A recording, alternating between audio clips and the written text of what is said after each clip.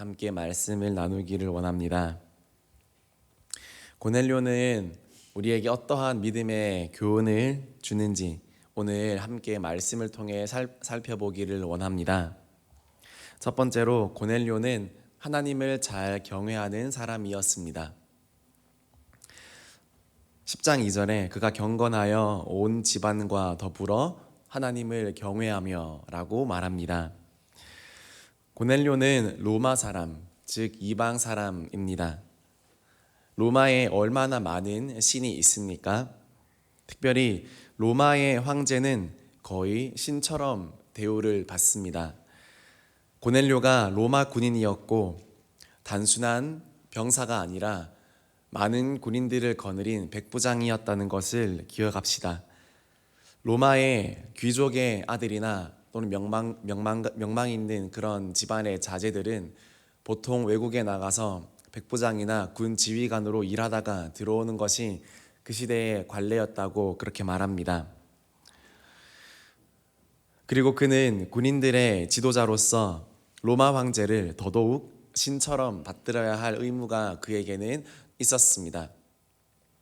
로마 황제는 그 당시에는 신처럼 여겨졌기 때문에 고넬료에게 신이란 곧 로마 황제를 뜻했습니다. 그래서 그의 지위나 그의 위치로 볼 때 그는 하나님을 잘 믿고 잘 경외할 수 있는 그런 처지가 아니었습니다. 하나님을 섬기기가 어려운 상황이었습니다. 로마의 황제를 모시도록 특별히 지명받은 사람입니다.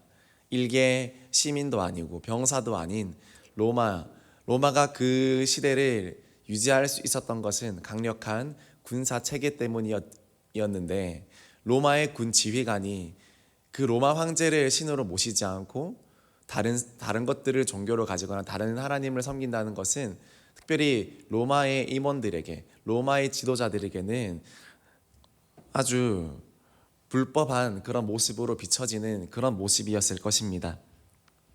그러나 고넬료는 세상의 악한 구조에 편승하지 않았습니다. 그리고 그 속에 갇히지도 않았습니다. 자신의 환경을 탓하지도 않았습니다. 하나님을 섬기기가 힘든 세상에서 산다고 내가 처한 처지가 하나님을 경외하고 하나님을 믿고 하나님을 나의 신으로 나의 유일한 하나님으로 믿는 것이 너무나 힘들다고 구조적으로 환경적으로 모든 걸 볼 때 나에게 불리하다고 그렇게 교회에 나오기 힘들다고 그렇게 말하는 사람이 아니었습니다. 그는 그런 모든 어려운 환경 가운데서도 묵묵하게 하나님을 잘 섬기기로 결단하고 하나님만을 의지하기로 결단합니다. 모르긴 몰라도 다른 군대 지휘관들의 눈총을 많이 받았을 것입니다. 대로마 제국의 군 지휘관이라는 사람이 한낱 식민 국가의 종교를 따르고 그 식민 국가가 믿는 그 신을 따르는 것을 보고 그렇게 할 일이 없냐고 네가 지금 있는 입장을 잘 생각해 보라고 네가 어떤 사람이냐고 그렇게 아마 욕을 많이 먹었을 것입니다. 이런 그의 이력이 군대 내에서도 진급을 하거나 또 여러 가지 혜택을 받는데 많은 불리한 점으로 작용했을 것입니다. 예수 믿는 것 때문에 그가 치러야 할 여러 가지 심적인, 물질적인 대가들을 지불해야 했을 수도 있습니다. 그러나 고넬료는 하나님을 잘 경외한 사람이었습니다. 그것도 그냥 믿는 정도가 아니라 모범적으로 믿었다고 그렇게 말을 합니다. 그는 로마 군인으로서의 그런 자부심보다 하나님을 경외하는 자로서의 그런 자부심을 더욱 느끼고 있었습니다. 그가 가장 중요하게 여겼던 가치는 하나님이었습니다. 하나님을 경외하는 것, 하나님을 잘 섬기는 것, 그것이 고넬료가 가졌던 가장 큰 자부심이었던 것 같습니다. 그는 이방인이었지만 모범적으로 하나님을 잘 섬기는 그런 귀한 믿음의 사람이었던 것입니다. 저와 여러분도 고넬료처럼 하나님을 잘 경외하기를 소망합니다.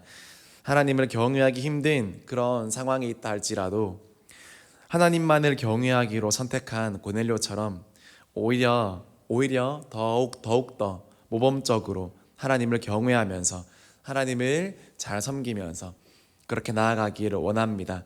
어려운 환경, 또 어려운 처지, 어려운 입장에 있지만 그러나 끝까지 하나님만을 경외했을 때 좋은 일이 일어납니다.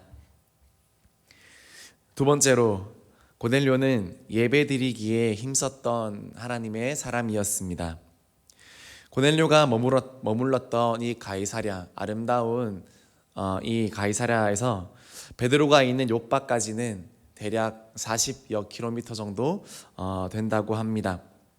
평지에서 걸으면 대략 10시간 정도 걸리는 거리지만 이 이스라엘의 여러 지형과 또 산과 골짜기가 많은 이런 지형을 생각했을 때 보통 하루 정도 걸리지 않을까 그렇게 생각을 합니다.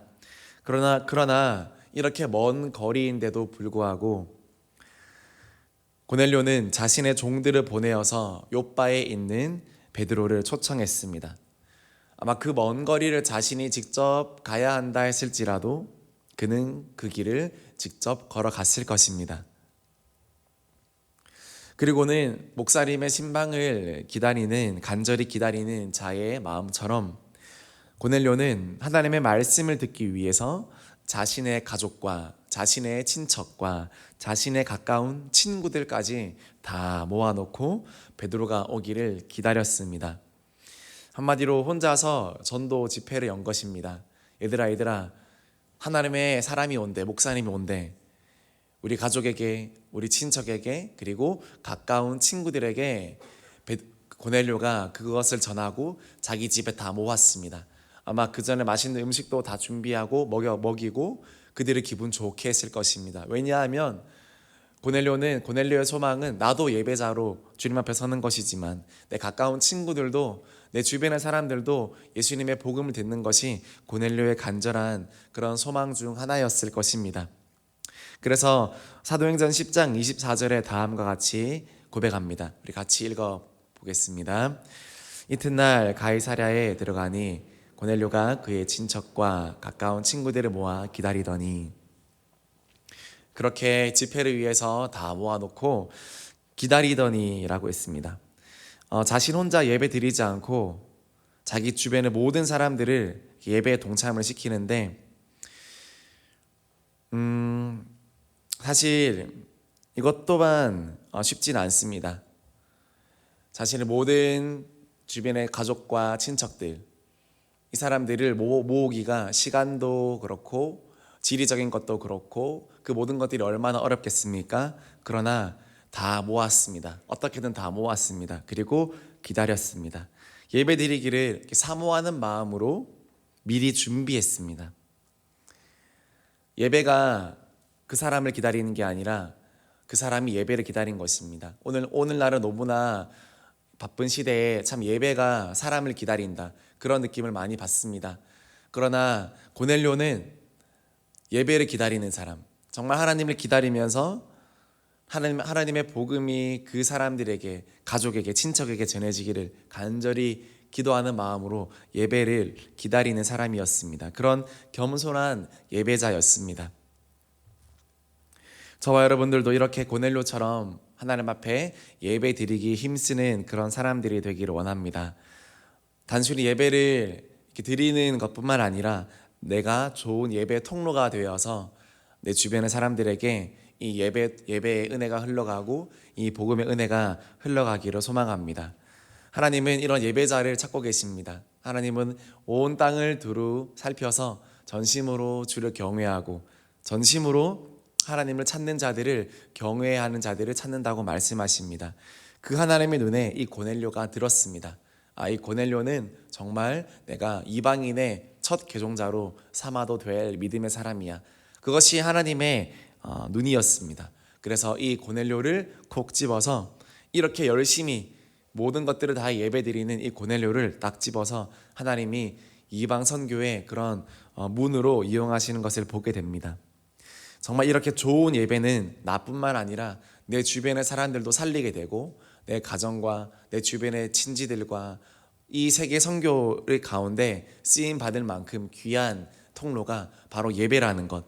그래서 이 고넬료처럼 하나님을 기다리며 예배하는 자들에게 주님의 큰 축복이 있다는 것 우리가 기억하고, 우리도 고넬료처럼 주님 앞에 귀한 예배를 올려드리는 저와 여러분들이 되기를 소망합니다.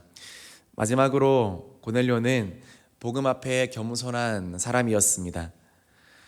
베드로가 오기를 기다렸던 고넬료는 베드로가 자기 집에 도착하자마자 어떻게 행동합니까? 베드로의 발 앞에 나가서 엎드립니다. 우리 사도행전 10장 25절 말씀 같이 읽어보겠습니다. 마침 베드로가 들어올 때 고넬료가 맞아 발 앞에 엎드려 절하니. 인간적으로 보면 말이 되지 않습니다. 고넬료는 로마 제국의 군대 지휘관입니다. 가이사랴 지역을 관할하는 총독입니다. 사령관입니다. 반면에 베드로는 피지배 국가의 한낱 어부에 불과합니다. 근본 없고 출처 없는 그런 사람입니다. 그러나 고넬료는 베드로가 복음을 가지고 있다는 그 이유 하나만으로 자기의 가족들과 자기 일과 친척들이 보는 그 앞에서 베드로에게 엎드려 절합니다. 얼마나 적극적으로 베드로를 섬깁니까? 그의 지위나 체면도 예수님의 복음 앞에서는 아무것도 아닌 것이 되었습니다. 내가 어떤 사람인데, 내가 어떤 일을 하는데 그것이 중요한 것이 아니었습니다. 그는 오직 복음 앞에, 오직 예수 앞에 겸손하고픈 그런 사람이었습니다. 오직 한없이 연약한 하나님의 자녀로 살고 싶은 사람이었습니다. 주변의 친척이나 친구들이, 아직 믿음 없는 사람들이 그 자리에 모여 있었는데 이것들을 보고 몰래 상부에 보고했다면 고넬료는 또 다른 곤경에 처했을 수도 있습니다. 그러나 그런 모든 것 앞에서도 고넬료는 아랑곳하지 아니하고 오직 하나님만 섬기리라. 오직 주님의 복음을 내가 받을 수 있다면, 오직 주님의 말씀이 나와 내 가정에 이루어질 수 있다면 그는 겸손하게 베드로 앞에 무릎 꿇고 엎드릴 수 있는 정말 겸손한 하나님의 사람이었습니다. 그럴 때 그 모든 것들을 보신 하나님께서는 이 고넬료와 이 고넬료의 가정 가운데 축복해 주십니다. 사도행전 10장 44절 그리고 48절까지 우리 함께 읽도록 하겠습니다. 베드로가 이 말을 할 때 성령이 말씀 듣는 모든 사람에게 내려오시니 베드로와 함께 온 할례 받은 신자들이 이방인들에게도 성령 부어 주심으로 말미암아 놀라니 이는 방언을 말하며 하나님 높임을 들음이러라. 이에 베드로가 이르되 이 사람들이 우리와 같이 성령을 받았으니 누가 능히 물로 세례 베풀음을 금하리요 하고 명하여 예수 그리스도의 이름으로 세례를 베풀라 하니라. 그들이 베드로에게 며칠 더 머물기를 청하니라. 아멘. 베드로가 이 말을 할 때 성령이 그 자리에 있는 모든 사람에게 임하였습니다. 그리고 놀랬습니다. 이방인들에게도 성령이 임할 수 있구나. 이방인들도 성령을 받고 방언을 말할 수 있구나. 우리와 같이 성령을 받았으니 누가 능히 물로 세례 베풀음을 금하리요 하고 그리스도의 이름으로 그때 그 모든 사람들이 세례를 받고 고넬료와 더불어 하나님을 경외하는 그런 이방인들의 믿음의 사람으로 최초로 서게 되는 그런 위대한 사건이 되었습니다. 그리고 그들이 이제는 고넬료가 아니라 그들이 처음에는 고넬료가 베드로를 청했습니다. 그러나 마지막 48절 말씀을 보면 그들이 베드로에게 며칠 더 머물기를 청하니라. 이제 이 복음의 씨앗이 고넬료 한 사람에게 있었던 이 믿음이 어느덧 그 주변의 사람들에게 다 퍼져서 그들이 복음을 소망하게 되어지고 그들이 함께 하나님을 경외하게 되어지는 그런 아름다운 역사를 이루게 됩니다. 그리고 며칠 더 머물기를 청하니라. 이 전도 집회가 하루로 끝나지 아니하고 하루, 이틀, 3일, 5일이 되었다는 것입니다. 하나님께서 하나님의 사람이 이 베드로가 이곳에 머물러서 며칠 동안 이 부흥회를 인도하면서 더욱더 이 사람들의 마음에 부르짖히고 예수 그리스도가 주이심을 증거하는 그런 은혜의 시간이 되었지 않습니까?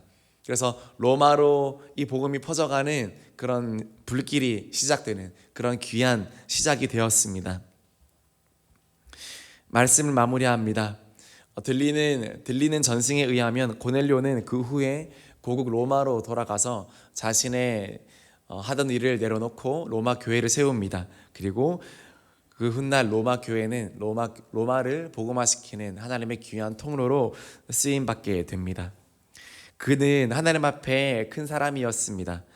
그 시대에 찾아보기 힘든 믿음의 귀인이었습니다. 비록 세상적으로 볼 때 잘 나가는 사람으로 살 수 있었으나, 그러나 그는 오히려 하나님 나라에서 천국의 시민으로 하나님의 자녀로 큰 자라 일컬음 받기를 소망했습니다.